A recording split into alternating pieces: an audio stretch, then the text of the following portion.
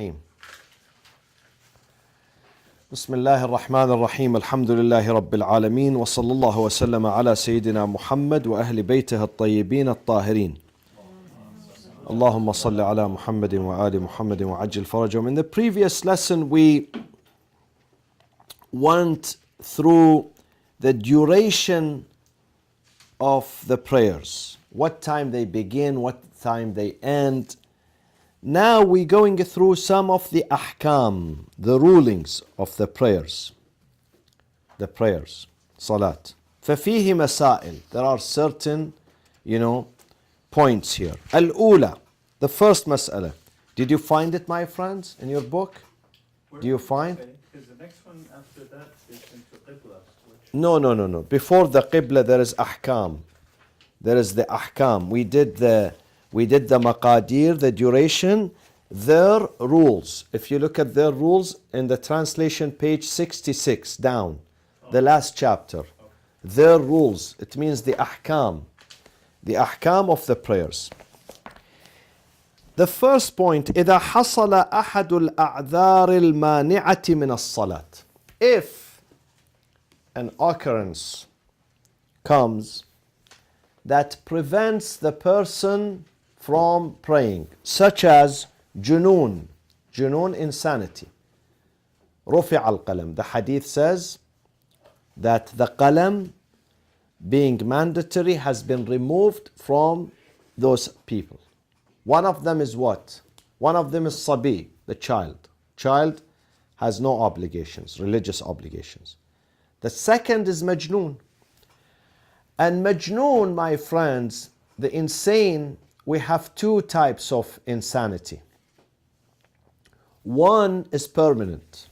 Someone who has mental damage, mental illness, who is permanently behind. So he's, let's say, 30 years old, but his brain is 1 year old, 2 years old, like a baby, for instance. This is permanent. Sometimes it's not permanent. In Arabic, in the fiqh, they say junoon adwari wa junoon itbaqi. Itbaqi, it means always permanent. Adwari, it means seasonal. Some seasons. He becomes insane. Due to the weather factor, due to the financial, due to the lack of medicine sometimes, whatever. I've seen this. Some people who are very sane, they speak very normal. All of a sudden, for 2-3 days, he starts speaking nonsense. So, this is idwari. It has reasons for it. Now, some of those, let's take the one, al-junoon, that comes to him. He's not born with it, but the case occurred to him while he's not, he was normal, but then it happens. Wal hayd, and also the female when she finds the blood. Okay? These things, they prevent the prayers. Now, in this case, وقد مضى من الوقت مقدار الطهارة وأداء الفريضة وجب عليه قضاؤها. Now, if someone becomes majnoon, does he have to pray or not? No, he doesn't have to pray. رفع القلم, خلاص. Not mandatory. God is not asking him. God is asking only those who have a brain. Those who do not have a brain, God is not going to overburden them with a responsibility that they don't understand. So in this case, imagine now it's Adhan al-Dhuhr. Today is 11:40 p.m. Irvine's time. How much is needed to do wudu? 5 minutes. How much is needed to do Salat al-Dhuhr? Another 5 minutes, 10 minutes. Now, if he became majnoon before, or let's say exactly at 11:40, he was declared by the doctors that he's insane, or she saw the blood at 11:40, does she have to do that prayers, the Dhuhr and Asr that day, or not? No, why? Because this case came right at the time. But if she saw the blood at 11:50 p.m. She saw the blood. Does she have to do that prayers? Qada, yes. Does she have to do it qada? Yes, because there was 10 minutes and these first 10 minutes were enough for her to do wudu and to do the first prayers. So she has to do qada. When she's clean, she has to do the dhuhr prayers. But does she have to do asr? No. Because the time did not come for the asr. But if she becomes, let's say, 11:42, she sees the blood. What does she do in this case? Or he becomes majnoon, let's say. 11:42.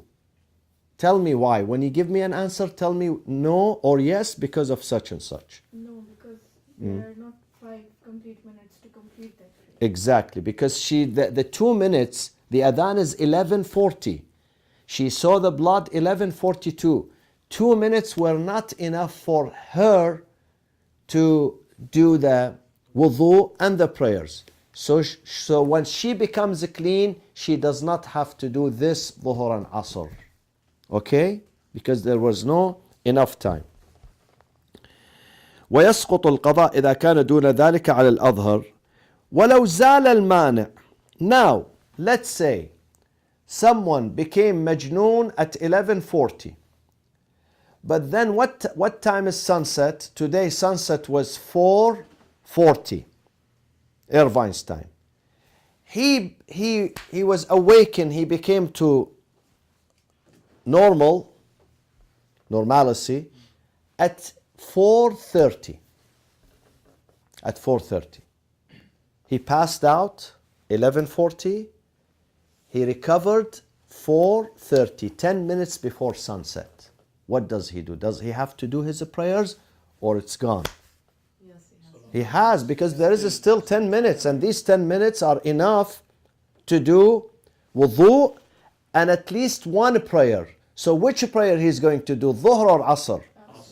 Asr, because we said earlier the last 5 minutes belong to the Asr. So he has to do Dhuhr qada.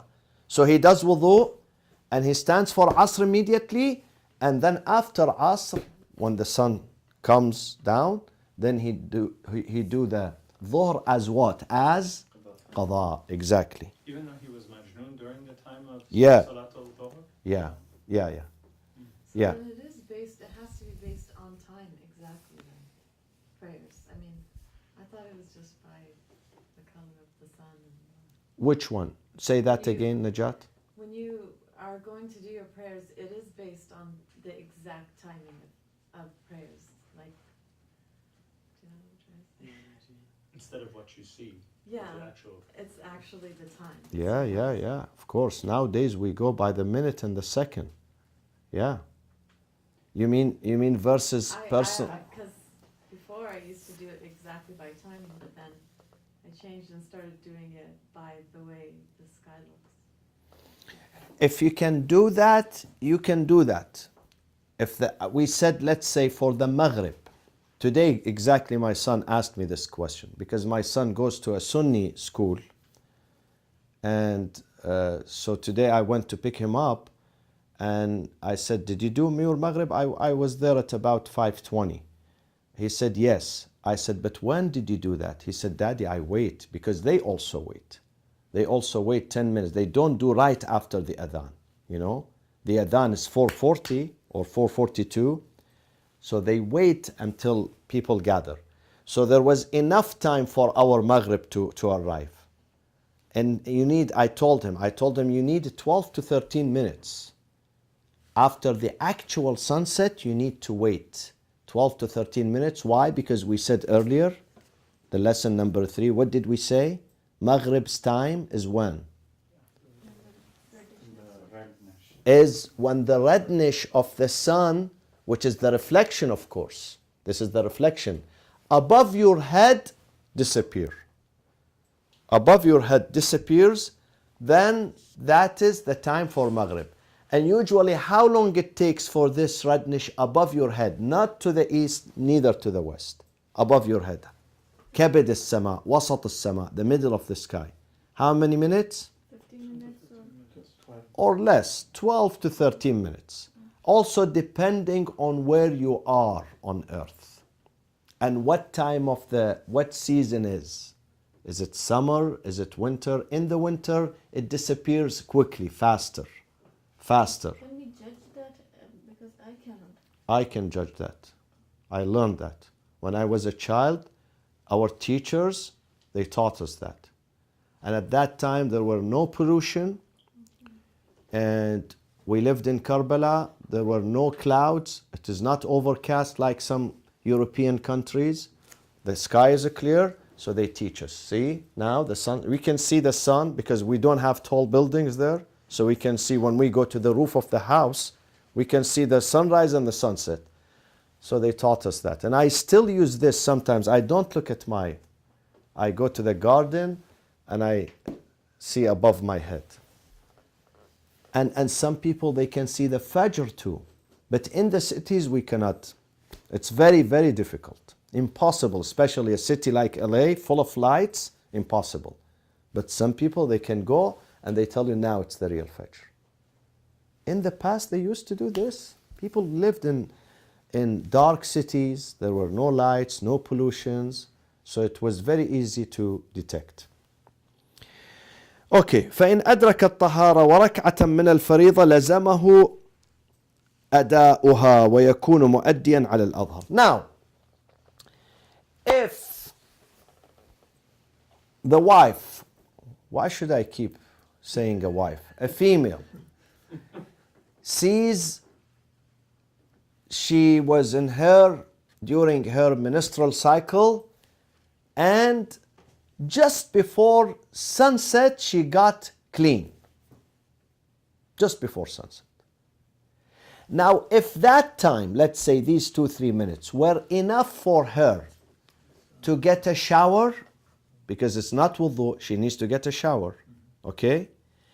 And even if she does 1 rak'ah of the prayers, then she has to do it.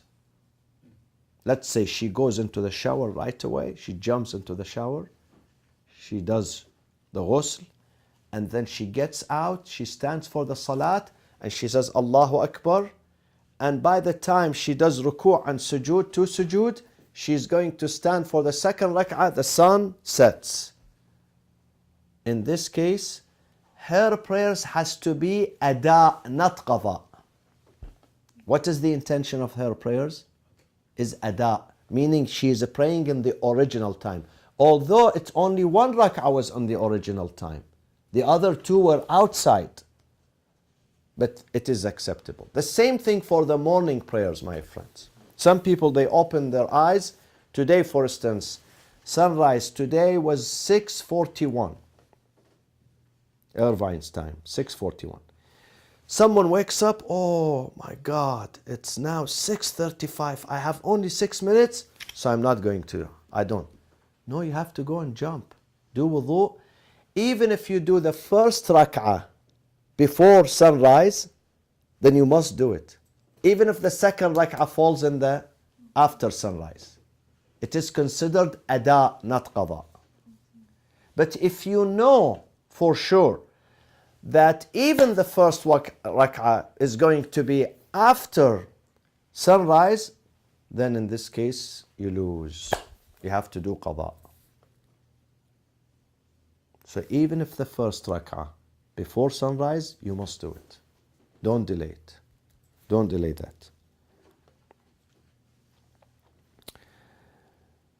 Okay. The same thing before midnight. When does Maghrib become qada? We went through this, my friends. 10 minutes. Okay. 5 minutes before when? Before midnight. Now, if we have 3 minutes before midnight, and you can do only 1 rak'ah, let's say midnight is 12 a.m. exactly.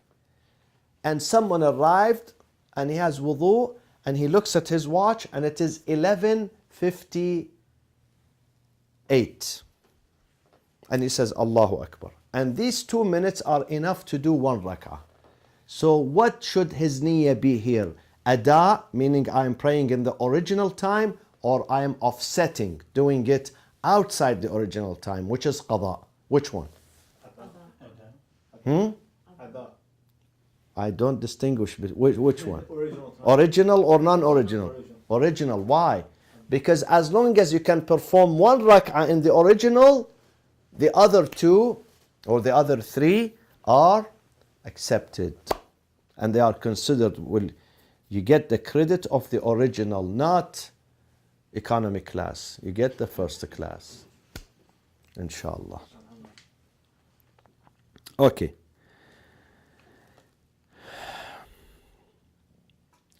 And if you, before sunset, if you have enough time barely to do wudu and to do 5 rak'ah, then you have to do Maghrib and Isha. 5 rak'ah are for what? 3 for Maghrib. So you have time to do barely, to do wudu, immediately 3 rak'ah for Maghrib and 2 other rak'ah for Isha. Although Isha are how many?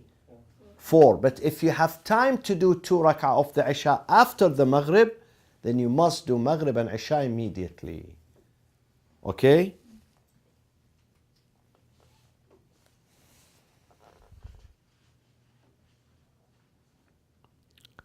قبل الغروب. This is I said Maghrib and Isha. I said Maghrib and Isha. No, I meant Dhuhr and Asr. So you do Maghrib, you do wudu, you do 4 Dhuhr, and you do 1 rak'ah of Asr. 1 rak'ah of Asr. And then the sun sets. So you have to do Dhuhr and then you do Asr. So let the other 3 rak'ah of Asr be outside the time, no problem. Because some people say, oh, I don't have enough time, let me do the Asr before Dhuhr. No. If you have time to do barely, to do wudu and 5 rak'ah, so the first 4 will go for what? Dhuhr and 1 for Asr. And then you have to do another 3, of course. But this means that you must do Dhuhr before Asr. Are you with me? But if there is no time, there is only time for wudu and 4 rak'ah, which one you have to do? Exactly, Yusuf, Habibi. You are following me sharply.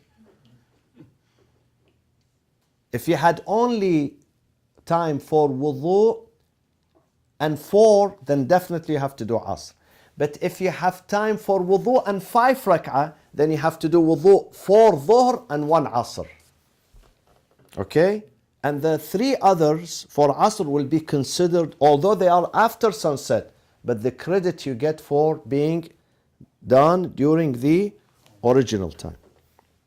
Now, second mas'ala. You know some kids, like Dr. Khudai's son, they do their prayers.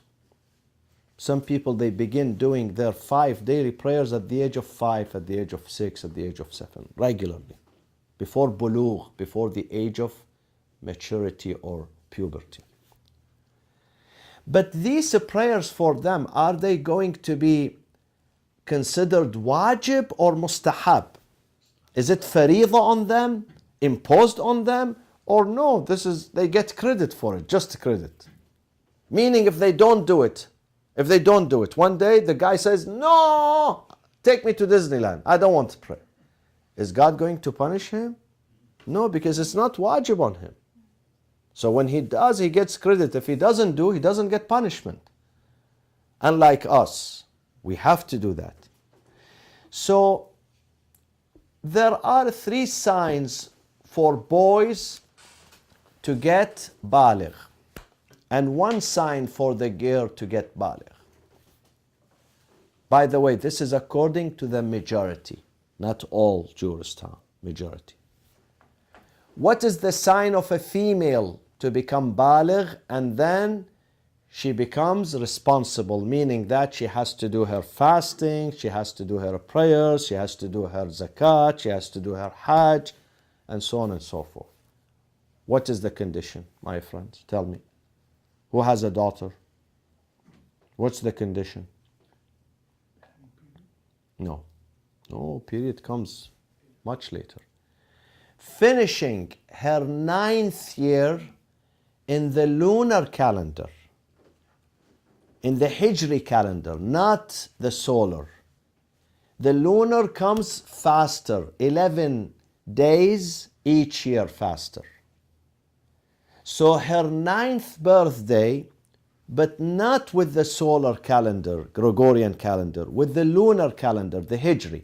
Once she finishes 9 years and she enters the 10th, that day she becomes baligh. And they do for them a celebration, they call it taklif. Have you heard about this? In the Arab culture and the Iranian culture too. They do taklif. Taklif, what does taklif means? She becomes responsible. From today, her prayers, her fasting are mandatory.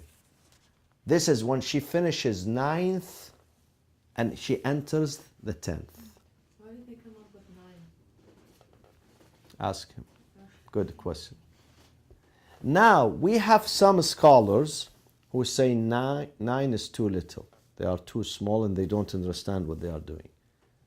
Like Sheikh Sani'i and others in Iran, they say 13th. Her 13th anniversary. Not 9. 9 is too early. But those are a small minority. Less than 1%. 99% they say 9. Now what is the signs for boys? There are 3 or 4 signs. The first sign for the boy to become baligh, Yusuf, is what? No. You don't know? What is it? Okay. The first sign, there are 4 signs. Let's begin with the easy one. The first one is his voice changes. He becomes a manly voice, mashallah. All of a sudden he wakes up in the morning and his voice becomes Salaamu Alaikum. Before that he was Salaamu Alaikum. Okay, this is number 1. Number 2, the pubic hair. Number 3, ihtilam, wet dream. This is another sign. So if he starts seeing wet dreams, then this is the 3rd sign. Now if neither of these come, neither of these happen, we wait for the 4th sign, inshallah, with dua it will arrive. And the 4th sign is when he completes 15 years in the lunar calendar. 6 years after the girls. Why? Because this is a sign that girls are much more mature and wise and mentally growing faster than the boys. Boys are busy with their games, they play games, they are still playing games, but girls, they become more mature mentally, socially, more aware, they have more haya, more shame, more awareness and understanding of halal and haram. So when he finishes 15, the day he turns into 16, but not this calendar that we use, the Hijri calendar. So these are 4 signs. Now, suppose he's still 12, 11, and he's not baligh. But all of a sudden, while he was in the prayers, his voice changes, or he sees one of the signs. Now these are 2 signs. One of the signs destroys the tahara, voids his tahara. The other signs, they do not void the tahara. Give me an example of the sign that if it happens and he has wudu, it's going to invalidate his wudu. Wet dream. Okay? This is one of them. But the sign of pubic hair, it's not. It would not hurt the tahara. Neither the sign of becoming, let's say, 16, or she's becoming 10. In this case, if it does not hurt the tahara, and then while the time has arrived, and he started with this niyyah that I am doing not wajib, the prayers is not wajib on me, mustahab. You know, before the bulugh, you can't say wajib, I am doing the salat because it's wajib, because you are not wajib. You are not baligh. So you have to say istihbab. Now it's too late for us, you know. But if you go back, inshallah, to your childhood, remember, if you do the prayers, you don't do wajib with the niyyah of wajib. Okay? In this case, if he has wudu and then he reaches the age of maturity, bulugh, then automatically, and while he's in the prayers, automatically it's going to change from what to what, my friends? His niyyah is going to change from mustahab to wajib. But if one of the signs arrive, like wet dream, while he was praying, okay, then in this case, it's going to void his tahara. Okay? So in this case, he has to go all over. He has to do the ghusl, and then of course after the ghusl he does not need wudu, and then he has to repeat his salat, and he enters the prayers with what niyyah? Exactly. The niyyah of being wajib. Are you with me? Is this clear to you? Now, الصبي إذا توضأ. A scenario of that, very easy scenario, not to confuse you. A boy, 6 years old, not 6 years old, no.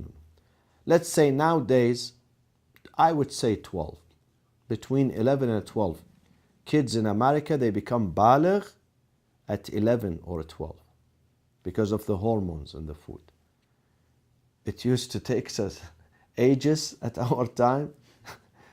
We wait eagerly to become 15. Now, mashallah, you know, all of a sudden he's 10 years old, he turns, you know, mashallah, baligh. You see it in his voice because of the hormones and they put in the food.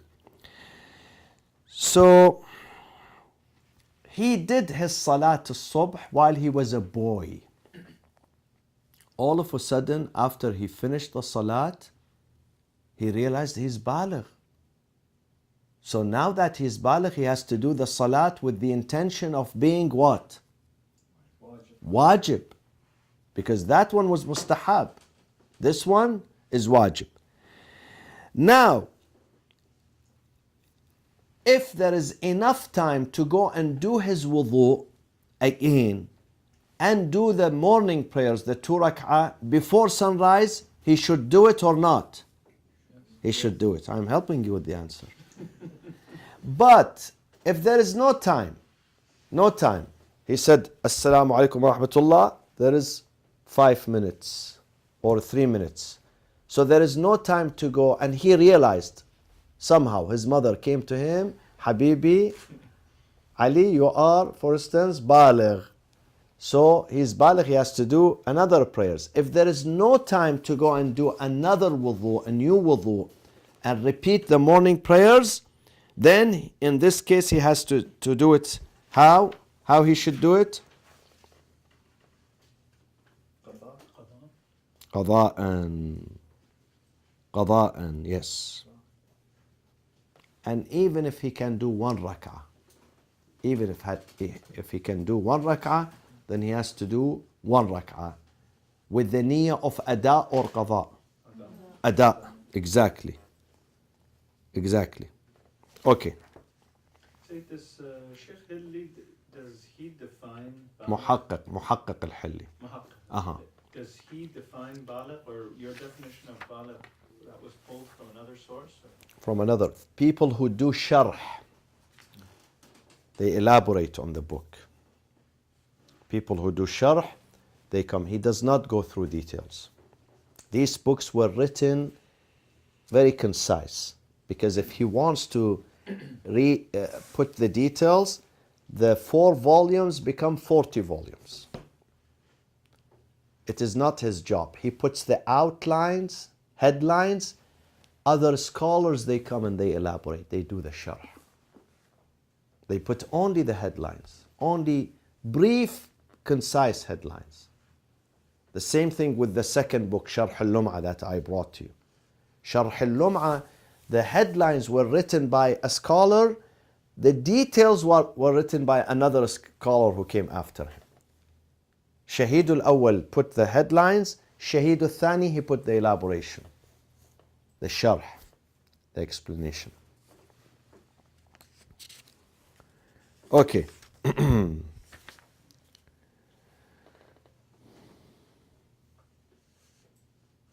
Now, the third mas'ala.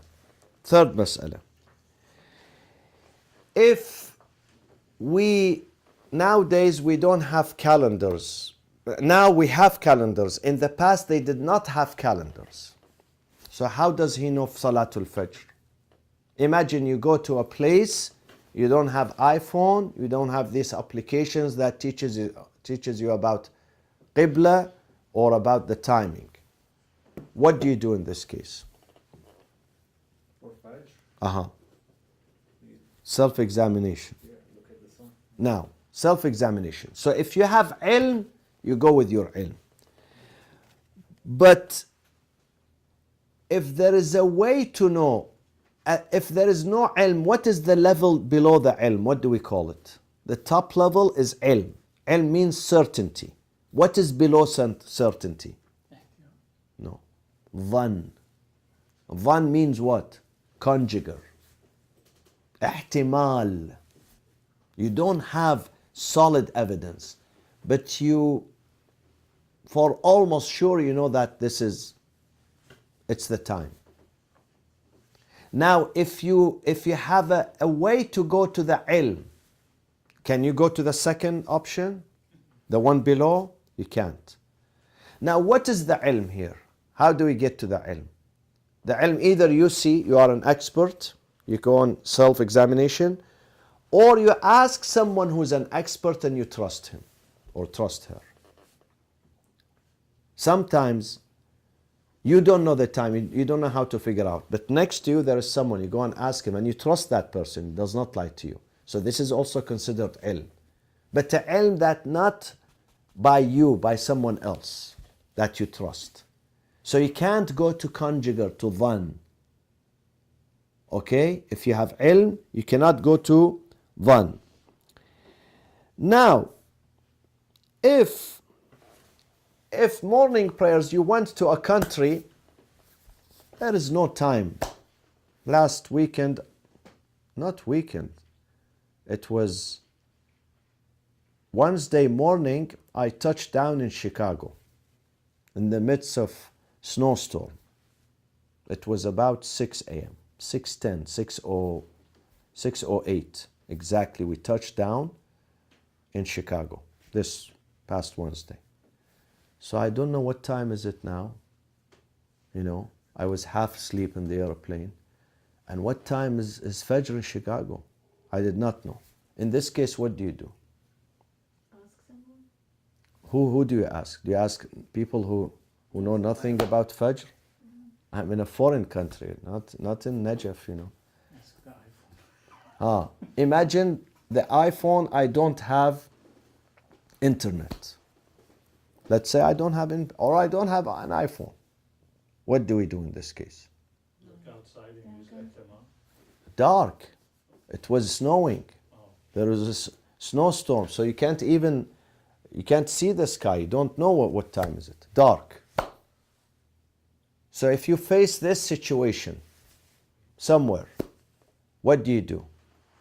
Rationalize it. Exactly. You have to rationalize. Okay, wake up. Say now it's winter time. Neighboring country, this is the time for Fajr and this is the time for sunrise. Usually between Fajr and sunrise, sometimes an hour and 20 minutes, sometimes an hour and 15 minutes, sometimes an hour and 40 minutes. It's between this, going from an hour and 15 minutes in some countries till an hour and 40 minutes in other countries. So if you are in that window, then you have to do the Fajr. You have to rationalize. Use your brain. Same thing with Dhuhr, same thing with Asr. One time in Paris, the checkout in the hotel was 11. So I said to the clerk, I said to her, can I check out at 1? She said, why? I said, because I want to do my prayers. Because I guessed that, noon between 12 and 1. And I was coming from London, it was similar. And Paris is close to London. So I stayed. She said, okay, you can stay. But remember, you have to leave 1:10. I said, 1:10 I'm going to leave. So I did my prayers at 1. And then I did not have iPhone at that time. Later on, the following day, I found in the calendar that the noon time is 2 p.m. I delayed my departure to do the dhuhr, but then it turned to be that noon was not even 1. So it was 2 p.m. So I had to do the qada. In this case, you have to use your brain, rationalize. Rationalization does not necessarily mean you are correct, but you are close to be correct. Okay? So this is, now, if let's say, if you realized that you did your prayers out before Fajr. Let's say today you woke up, you did not know the time, you assumed that since it is 6 a.m., so maybe the Fajr, most likely the Fajr. But in some countries, Fajr is about 7 a.m. Here in America, if you go to the north, Fajr is 7 a.m. and sunrise is 8:30, quarter to 9. So imagine someone, he wakes up in the hotel and he sees 6 a.m. And he says, Allahu Akbar. And then he finds out, no, come on, Fajr is about 7. What does he do in this case? If the sun has not risen yet, you have to get up and do the prayers again because you did not do during the time. What's the time frame on that? Is there after 1 year you don't have to do it? No. After 100 years, Habibi. Until the last day of your life. Yeah, it does not expire, unfortunately. Qada never expires. And if a person knows that he's going to die, God forbids, and he has not done his prayers and fasting as qada, then he has to allocate some money, his own money, he puts it aside, and he says, hire people, salatul istijariyah. Rental prayers. Have you seen rental cars? We have rental prayers. Because my time, I know I'm going to die, and I have 30 years, let's say, that I did not pray, 40 years. So in this case, they put the money aside. Others are going to do the prayers and the fasting on their behalf. After they die. However, in one case, before they die, if they are completely disabled, they can't pray. Completely disabled. This is a very rare scenario. Because even if a person completely disabled, and he's on bed, in that case, he can do the prayers with his eyelash. Allahu Akbar. This is for Allahu Akbar takbir. This is for ruku'. This is for sujood. He cannot move his head. And it would be considered full prayers for him. Unless someone is in coma. In coma. Okay? In that case, they can begin praying on his behalf before his ultimate death. Although he is clinically dead, is considered dead. Hajj. Someone has not gone to Hajj and now he is very ill, he cannot walk, and it is almost impossible for him to go to Hajj. So he can hire one during his lifetime because he cannot go. Or not because he's ill, he's imprisoned, incarcerated. They sentenced him to life. Life in America is 25 years. But life in Iraq means 250 years until he dies. Like my grandfather, he died in the prison during the time of Saddam.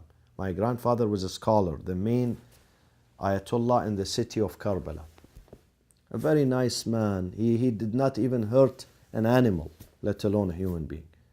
They put him in jail until he died to punish him. and his children for their political views against Saddam Hussein. So he died in jail at the age of 82. Imagine someone, they put him in jail and he has not done Hajj. And he knows they are not going to release him. So he can hire in that case. Otherwise, if someone can do the ibadat, whether it is fasting or prayers or Hajj himself, he cannot hire. And the hiring means niyaba. Have you heard of niyaba? Niyaba, they do niyaba. Prayers, niyaba, it means on behalf of this person. So it does not expire after 1 year. Even after death, it does not expire. His relatives have to do this on his behalf.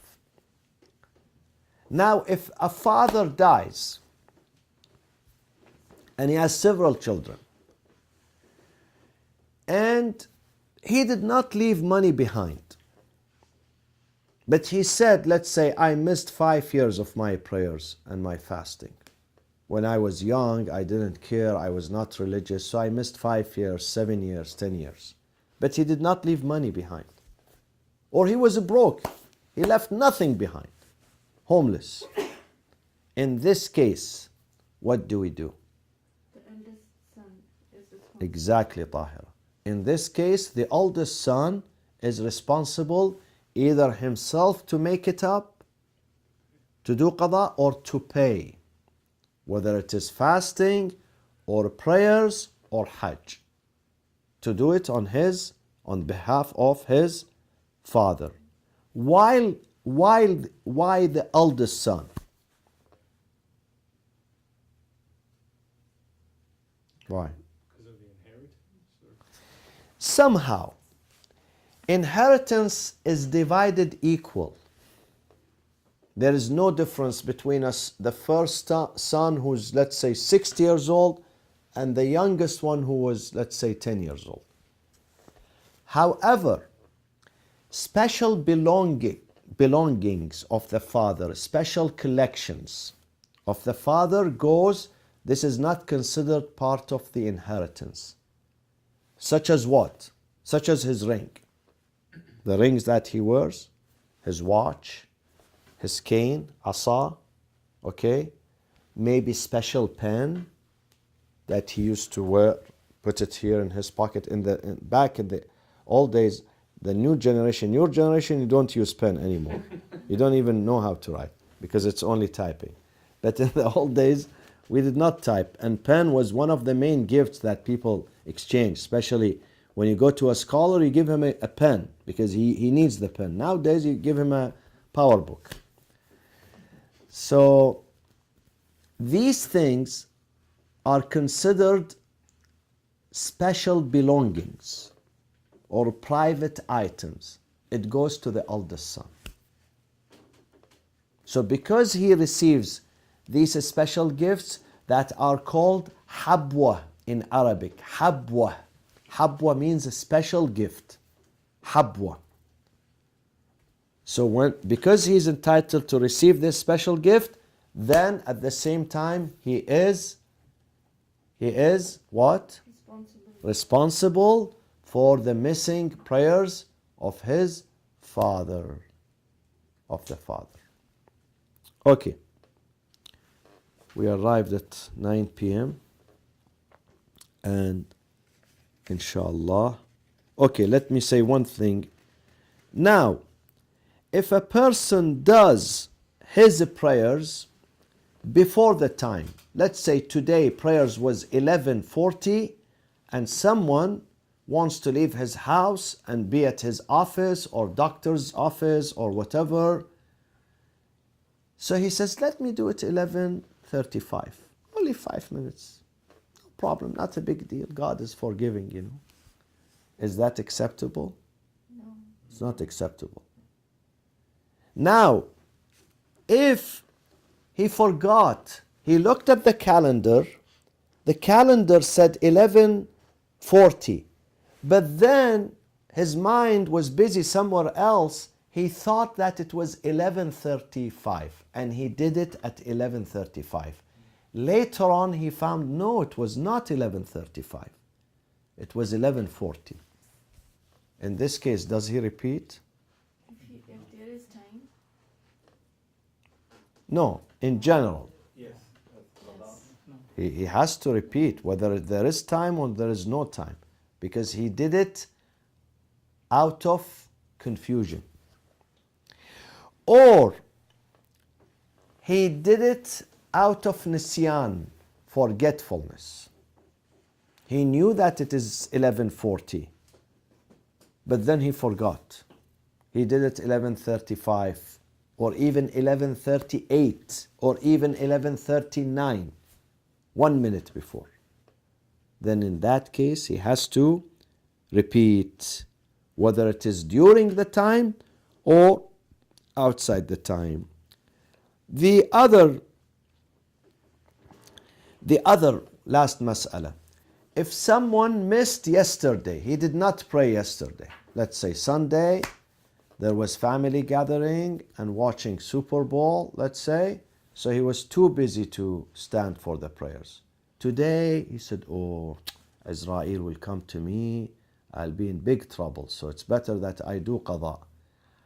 How does he do qada? Does he begin with dhuhr, asr, and then morning, let's say? I'll give you an example. Someone did not do Fajr, Dhuhr, and Asr today. And now it's Maghrib and Isha. So he did, let's say he did Maghrib and Isha. So he wants to make up for Subh, Dhuhr, and Asr. Can he do the Dhuhr first? Huh? Exactly. He has to do it as he missed them. He has to do the morning, and then Dhuhr, and then Asr. This is why some people who miss their morning prayers, and the time for Dhuhr arrives and he does Dhuhr, Allahu Akbar. And then he does Subh between Dhuhr and Asr, and then he does Asr. Is this acceptable? What do you think? I think so, yeah. No. He's going to ask first. He has to do, he has to do Subh first. Oh, before the Dhuhr? Mm-hmm. If You have to do. If he has time to do it. Time for what? Yeah, if he has time, of course. If he has time to do the qada. So he has to begin with what he missed, and then he begins with the faridah for the same day. For the same day that he missed. Okay? So read these masail, please. If you have, do you have the English translation? Huh? Do you have the English translation? Haj Nadeem, can we also, do you have the English translation, Haj Nadeem? Yeah. It's about 2 pages. Can you send it to the brothers and sisters? Let's stop the recording. صلى الله وسلم على سيدنا محمد وأهل بيته الطيبين الطاهرين.